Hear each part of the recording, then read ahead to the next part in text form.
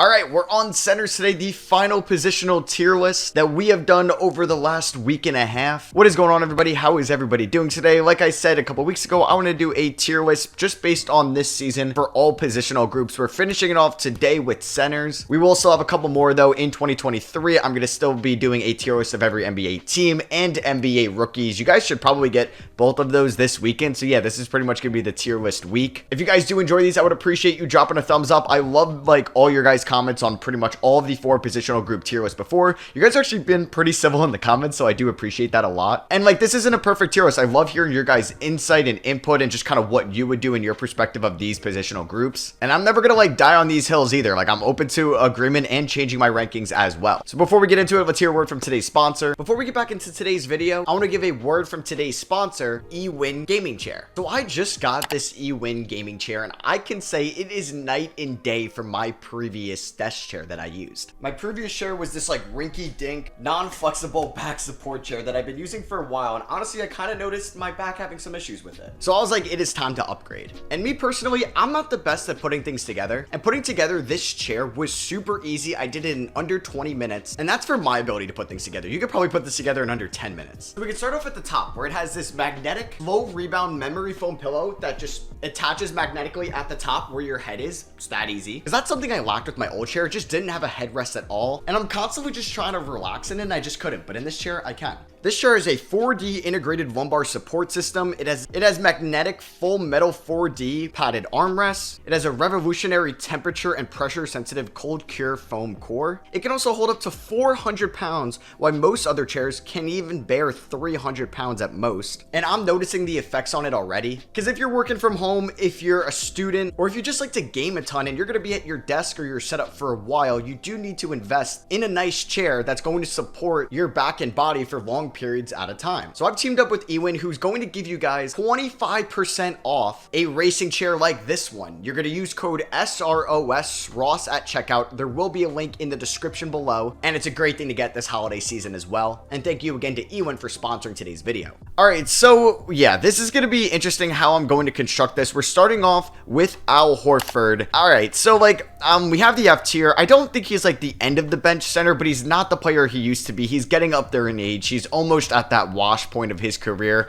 but he's still a serviceable backup big man. I'm going to put Al Horford in D tier. I think this tier is pretty much like you don't really want them starting, but you're fine with them being your backup. The F is more of like a third stringer. C is going to be like, okay, you can start them. Maybe not the best in the world, but not the worst. B is an above average starter. A is like, all right, you're not elite, but you're better than an above average guy. And then S is elite tier. So yeah, we're going to start off with Al Horford in the D tier. We're going to set the bar there. And remember, this is just this season. And in order to make this list, you have to play more than 50% of your minutes this year at the center position, and you have to play at least 20 minutes a night. So that was the criteria to make this tier list. If one of your favorite big men is not in this video, I promise you, they're in the power forward tier list I did a couple days ago. So Alperu and Şengün. This is a tough one because Şengün has been great this year in year 3, but comparing him to everybody else on this list, do I think he's a B tier center or do I think he's an A tier center? I don't want to flood and oversaturate the top tiers, but for now, I'll give Şengün A tier. If we want to drop him, we will, but I think I'm fine with A if he's like a back-end A guy. Next up, we have Anthony Davis. Yep, he's an S-tier center at this point, just on both ends of the floor. You can make a good argument that he's the best player on the Lakers, or he's at least probably the most important player on the Lakers when it comes to two-way play, because he's an elite defender, and when he's on offensively, he is on. We saw it in the in-season tournament,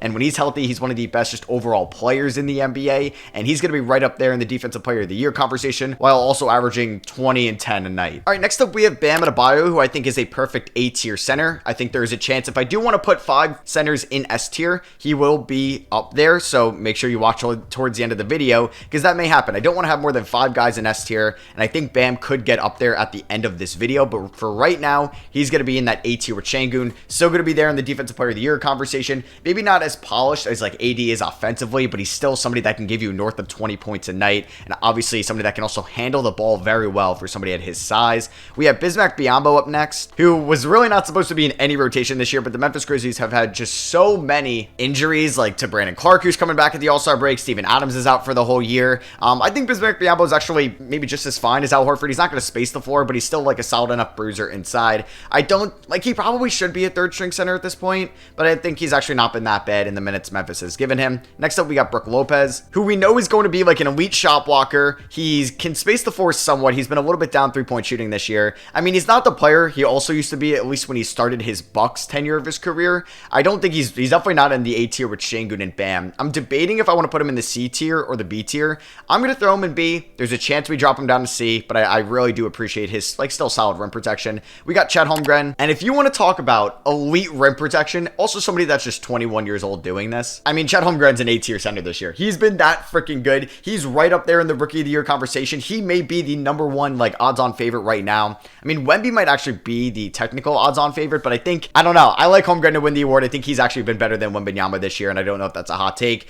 I think I would still take Şengün over him this season just because of what you're getting offensively, but Chet Holmgren has been such a good shooter as well. So yeah, Chet's going to join Şengün and Bam in the A tier. I could move Bam up to S tier because I do feel like he's still a tier above these guys. So you know what, we're going to do that for now. Next up, we have Clint Capella, who I think is a fine center, but I don't think he's really an above average center anymore, and he's not like an elite rim protector. He's a solid rebounder. He's not going to create his own shot. He can't shoot the ball at all, so that's his limitations that I think is going to drop him from B tier to C tier. I'm a big fan of Daniel Gafford, and I think he's a C tier center. I don't think he's going to give you like that floor spacing, maybe elite rim protection ability that Brook Lopez can provide you, but I think he's pretty much very similar to Clint Capella. He's a lot younger, and he's doing all this without like maybe like a true cohesive unit there in Washington, because they've had their issues this year. I think Tyus Jones is a fine point guard, but he obviously could be playing with some better point guards. So yeah, I'm going to throw him in C tier because Clint Capella does get to play with one of the better playmakers in the league in like Trae Young. So this is still just docking Clint Capella. Also have him on my fantasy team this year. He's been a little disappointing. All right, next up we have Dario Saric, who I'm going to throw in the C tier with Gafford and Capella. I love Saric in Philadelphia. Then he's bounced around, and then he had a major injury a few years ago, but he's been a solid backup big man for the Golden State Warriors this year. But I guess that is the thing. Do I want Saric as my starting center? He's actually like an underrated offensive big man in my opinion. So he could get dropped down to D tier, but I don't know. Like maybe I drop down Horford and Biyombo and like that's the Saric tier at the D tier because I got to have some people eventually in the F tier. So that could be the case. Maybe we'll do that for now, and we'll see if I'm going to change it. Next up, we have DeAndre Ayton, who I think is also going to be in that C tier with Gafford and Clint Capella. Pretty much those rim roller centers that are going to be solid rebounders, not elite, like top of the league rim protectors, but you know what? They can get you your double doubles. They can be bruisers inside, give you a little bit of strength and physicality. So yeah, Ayton joins Gafford and Capella in that C tier. Man, I'm a big fan of Derek Lively this year, and maybe since like as a rookie, he's going to be up there in like the higher tiers of the rookie tier list, but I think still compared to all these other centers, he's probably in the C tier. I still think like Brook Lopez is better than him right now. He's probably a little bit better of a rim protector than some of these guys. Like I think I prefer his rim protection over maybe a Capella or DeAndre Ayton. He's not really a better rebounder than those guys yet, but he's also a rookie. So him just being in C tier in his first like 30 games of his career is a damn good accomplishment, and that's a lot of praise. So Mavericks fans, this is not me saying Lively's bad, and I'm just saying this year, like I would still take probably these 5 centers ahead of him, but him being in C tier already, like you have to be thrilled about that. Next up, we have Domantas Sabonis. Okay. Oh, this is getting interesting. Do I want to throw Sabonis in that S tier, or do I think he's a little bit better than Şengün and Holmgren in that A tier? Because you're getting elite defense out of Bam, not as much out of Sabonis, but then again, Bam is averaging more than Sabonis this year in terms of points per game, but Sabonis is like, I don't know, Bam's a pretty good playmaker as well. I do think Bam is better than Sabonis, but Sabonis has been super consistent. If I do want to get a fit center in there, I would choose him over Şengün and Holmgren, so we'll get to that later. Man, shout out to Goga Bitadze this year, who I think has exceeded expectations for Orlando, and he's been a great backup to starting big in the absence of Wendell Carter Jr. And I think he's going to kind of slide right in there. Like he's a fringe starter. You're better with him as your backup, but I think he's been great for Orlando. And I want to give a shout out to him and Mo Wagner, who I believe did not make this tier list because he is playing under 20 minutes a night. But yeah, Goga Bitadze has been pretty good for Orlando this year. Isaiah Hartenstein, he's going to have to step up in the absence of Mitchell Robinson, who's going to be out for the year. Like that news sucks when it came out. Mitchell Robinson is in this tier list. We'll get to him later. But Hartenstein, I think, is going to make a lot of money for himself. I do think he's probably just as good as Daniel Gafford. I do think he's better than Sarge and Goga, so I'm going to throw him in C tier. He's a good playmaker. He's a good physical defensive presence inside. He's smart. He can't create his own shot, but neither can these guys in his tier. So yeah, honestly, it's funny because out of like offensively, C tier and down, like you can make an argument that Sarge is the best offensive center out of these guys here. Maybe Aiden at times. Okay, Ivica Zubac, this is a tough guy to rank because he's had his flaws this year, but I also think like he's been a little bit of a scapegoat, and I feel like if I put Hartenstein here, I do have to put Ivica Zubac. So I'm going to do that. I still think like Zubac is a fine starting center, and that's what he is for the Clippers. So he's going to hop there in C tier. Jakob Poeltl, I think is just pretty much in that Clint Capella, Daniel Gafford, DeAndre Ayton tier of centers. Can't believe he got like $80 million guaranteed this past summer.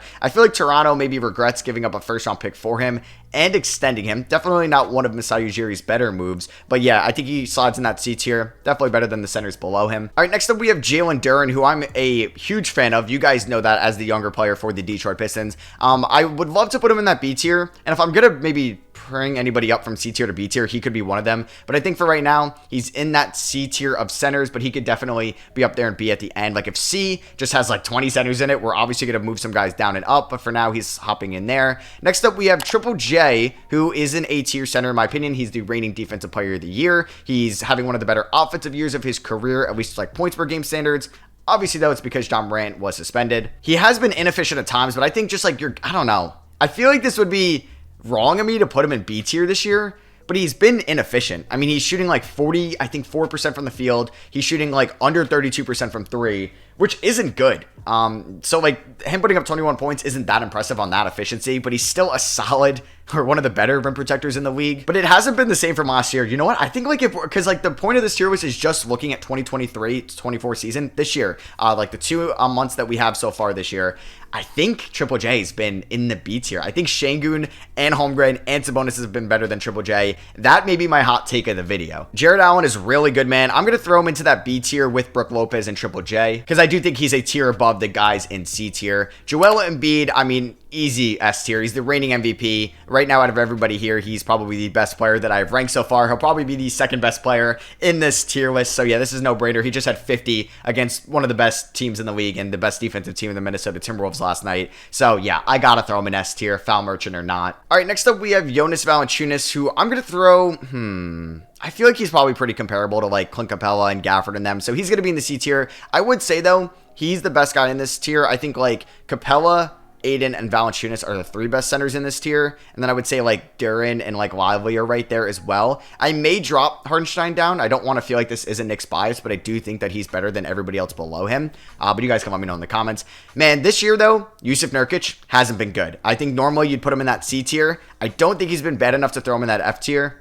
But I think he's a D tier center, man. I do think he's overpaid. I don't think he would be starting on most other teams. Like he would not start on any of these teams, I think, on the tier above him. Maybe he'd start over Hartenstein just because of like politics and he's been around for a while and he's getting paid, but I don't think he's better than Hartenstein right now. So I'm going to throw Jusuf Nurkic in D tier. That also could be a hot take. You guys can let me know in the comments. Kelly Olynyk, fine backup center, nothing more than that. So it's a D tier for him. All right, next up we have Kevon Looney of the Golden State Warriors. It's been a disappointment season for Kevon Looney. For somebody that just kind of balled out in the playoffs against an undersized Kings team, but he kind of dominated the glass in that series. Not as much against the Lakers, and he has not been great this year for Golden State. So I'm going to be a little mean to Kevon Looney. I'm going to throw him in D tier. The Warriors have pissed me off a lot this year because they were a team I was high on. I don't hate the Warriors. I actually like them a lot. I wanted to see Steph really get another ring so we could see him up there in that GOAT conversation because I think that would be really cool. But I don't think it's happening this year, and Kevon Looney has not been great. Kristaps Porzingis, man, this is tough because I do think he's better than everybody in C tier. I think he's better than everybody in B tier this year. I just feel I'm going back to Triple J. Am I being too harsh on him? Because I know he's being asked to do way more than he's supposed to. But if he's going to be like step up, I want to see him in A tier. Like Şengün has been, in my opinion, the best player on that Rocket team. He's been better than Van Vliet. Holmgren's been the second best player on this Thunder team. Kristaps, I mean, he's probably been like the 4th or 5th best player on the Celtics team, but he's still been really good. I'm sticking with this right now. Maybe we'll change it, but that's what I'm going with. Mitchell Robinson, before the injury, I would throw him like in that Jared Allen tier. I mean, he's going to be out for the year, so he's going to be really hard to rank. So I'll throw him in that C tier. I mean, he's one of the best rebounders in the league. He's the best offensive rebounder in the league, and he's going to be so important to the Knicks, and like they're really going to miss him for the remainder of the season. So I'm going to throw him in C tier. I think if he was healthy still, he'd be in that B tier. All right, next up we have Miles Turner, still one of the league's best shot blockers. I would probably put him maybe 1 or 2 in the B tier. Like, you could make an argument he's been better than Triple J this year. He's definitely been better than Jared Allen and Brook Lopez, and he's better than everybody in that C tier right now. I may drop Kristaps a little bit because you're getting that floor spacing, but like, I don't think maybe, I don't know, man. I may be too high on Chet. We may have to drop him. Naz Reid, I think he's just like as good as these other guys like Capella, Aiden, but just in his like own different way. He's more of an offensive minded center than defensive minded. He's not as good of a rebounder than the other guys, but he can handle the ball so much better than pretty much everybody in C tier, and he can space the floor. Mark Williams, I would love to put him in B tier. He's been good, but I think if I put Jalen Duren, who I think he's very similar to in production right now, if I have Duren in C tier, I'm going to put Williams in C tier. All right, next up we have Nick Claxton, who I think is also just a C tier guy. Maybe not as much of a defensive impact that we saw in like the first start of the year last year. He dealt with an injury this year. He could definitely be up in that Brook Lopez tier by the end of it. I may even drop Brook Lopez, so just be patient on that. Nick Richards is good, and I think he could flourish if he got more minutes. I would love to see a team that wants some size like go out and trade for him. If it was like the Knicks, now that the Robinson injury happened, maybe the Kings want to get some more size as well. I think he's like just as good as like Hartenstein and Zubats, but I do feel like we need to drop guys eventually. So you know what I may do? I think I may drop Richards and Hartenstein because I think Hartenstein will be in the C tier by the end of the year, but we haven't seen him as the full-time starter yet. It's been a couple games, so he's going to be D tier. Zubats, I feel like I want to throw him into D tier as well, but I won't do that just yet. Nikola Jokic, I mean, Easy's got to rank here. He's arguably the best player in the NBA. He's the best player on this tier list. Easy S tier. So we got 4 S tier centers. Nikola Vucevic will not be joining them. I don't think he's the center he used to be. He's not an A tier center. He was off to a brutal start shooting the ball this year. I don't think he's a B tier center. I feel like he's more of a C tier center, and he's been inefficient. I kind of want to compare him to Yusuf Nurkic, and we may do that if I feel like I need to drop guys out of the C tier, because he kind of shoots Chicago out of games sometimes, and that's where he's more valuable on the offensive end than the defensive end. And if he's not even going to be efficient or excel on that side of the floor, what's his worth right now? All right, next up we have Onyeka Okongwu, who I'm a big fan of. His numbers would have looked so much better if he was the full-time starting center, but obviously they have Clint Capella there. That's why I think Capella could get moved at the deadline. But yeah, Okongwu I think is better than everybody in D tier right now. Rudy Gobert, S tier center. He's been, in my opinion, the best defensive center in the league this year. He should be the favorite right now for defensive player of the year. And the Timberwolves are the best defensive team in the league in terms of like defensive rating and defensive team statistics right now. And it's mainly because of Rudy Gobert. So he's an S tier center. I think he's going to be my last S tier center this year because I do want to give him some credit and at least value the defensive side of the floor, because it's so important for a center. It's the most important position in terms of defense, because you need an anchor, you need a rim protector, you need that last line of defense, and Gobert has been that for Minnesota this year. Walker Kessler, he's a C tier guy. Going into the year, he was definitely a B tier guy, but he has not been as good this year than his rookie season. Now that I'm kind of ranking these guys, I do value Brook Lopez, but I think I'm going to drop him into the C tier. Like, I don't really think he's a whole tier above guys like Nick Claxton, Jonas Valanciunas, and Naz Reid. All right, so Wendell Carter Jr. has been hurt for most of the season, but in the games he's played, hasn't been great. I'm not going to knock on him too much for that, but I think he's a D tier center right now, just looking at this season. All right, so we have 2 centers here. Xavier Tillman, he's going to be joining Bismack Biyombo and Al Horford into that F tier. He's probably the worst center in this tier list that we have done so far. That's played more than 20 minutes this year. And Zach Collins of the Spurs has been at least one of their bright spots this year, one of their few bright spots. So he's been a C tier center. So this was the first draft of the tier list. I think I'm going to change some things around. I think I want a 5th guy in that A tier, and I'm going to give that to Triple J, but he's going to be the last guy in that tier. And if I had to rank these tiers, S tier, that's how I'd rank it. A tier, this is probably how I would rank it as well. And then we have Miles Turner and Jared Allen in B tier. Do I want to promote anybody else to B tier, though, in this C tier? I think I'm fine bringing up 3 new guys. So, you know what? We'll bring back Brook Lopez. I think Claxton, though, has still been that guy defensively. And I know he's been hurt at times this year, but I still think he's been that much of an impact player when he's on the floor. Who do I give this last spot to? I was thinking Valanciunas. I mean, I would give it to Mitch Robb, but he's out for the year, so I don't really want to do that. I'm not giving it to Aiden, to Capella. I can't give it to Lively yet. I'm not going to give it to Collins. You know what? I'm going to give... do I want to give it to Naz Reid? Screw it. We're giving it to Naz Reid. This man is only playing like 22 minutes a night, but when he's on the floor, he's been one of the more impactful centers this year. So shout out Naz Reid. And do I want to demote anybody from C tier into D tier? You know what? I'm going to do Vucevic. I said that about Nurkic. I'm going to demote Vucevic from C tier to D tier. If you're not going to be efficient or an impact guy offensively, and that was why you were signed this extension for, can't even put you in C tier. So basically, S tier, best centers in the league, A tier right behind them, B tier like the above average guys in the league compared to everybody else on this tier list. And to be honest with you, I do think Miles Turner has been better than everybody in that B tier. So I feel better than this. I know it's 6 guys in that A tier, but I'm going to rock with it. C tier is like, you're fine with these guys as your starter right now. It's not a liability, but you could always do better. D tier is like, okay, these guys have been more of a backup center this year than a starter. I think Hardenstein can rise. I mean, if Vucevic and Nurkic get more efficient, they could go up to C tier. But I want to give some shout outs to like Goga Bitadze, Nick Richards, and Dario Saric, who I think have really been exceeding expectations this year, and they really weren't expected to do this much. I think they've been great. And then F tier, these guys should probably be your third string centers at this point.